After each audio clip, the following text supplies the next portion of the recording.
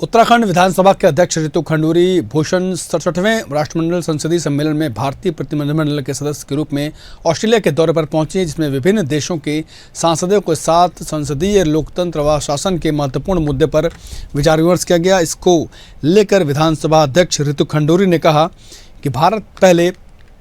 Charitable institute था जिसमें British rule के तहत काम होता था, जिसको लेकर लंबे समय से विभिन्न देशों के द्वारा प्रयास किया जा रहा था। इसको नॉन चैरिटेबल ऑर्गेनाइजेशन के रूप में बनाया जाए ताकि एक अच्छे इंटरनेशनल ऑर्गेनाइजेशन के रूप में हो, जिसको लेकर ब्रिटिश सरकार के द्वारा ये निर्णय लिया गया।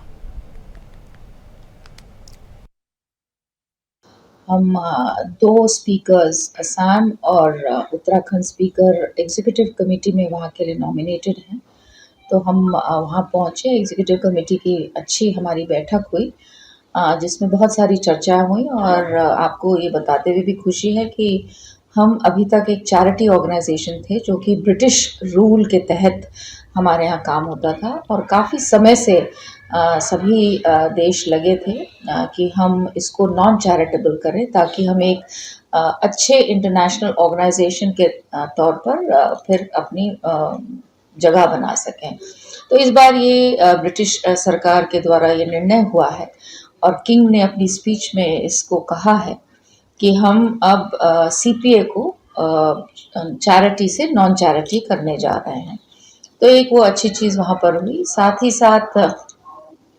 मुझे पैनल पर भी बैठने का मौका मिला वहाँ पर, जो विमेन पार्लियामेंटेरियंस हैं कॉमनवेल्थ की, उनमें हमको पैनल पे बैठने का मौका मिला जिसपे ये चर्चा थी कि हम अपनी महिलाओं को किस तरह से राजनीति में आगे लेकर आए। हम दो स्पीकर्स असम और उत्तराखंड स्पीकर एग्जीक्यूटिव कमेटी में वहाँ के लिए नॉमिनेटेड हैं।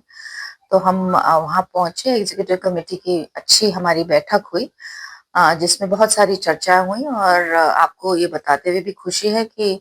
हम अभी तक एक चैरिटी ऑर्गेनाइजेशन थे जो कि ब्रिटिश रूल के तहत हमारे यहाँ काम होता था और काफ़ी समय से सभी देश लगे थे कि हम इसको नॉन चैरिटेबल करें ताकि हम एक अच्छे इंटरनेशनल ऑर्गेनाइजेशन के तौर पर फिर अपनी जगह बना सकें। तो इस बार ये ब्रिटिश सरकार के द्वारा ये निर्णय हुआ है और किंग ने अपनी स्पीच में इसको कहा है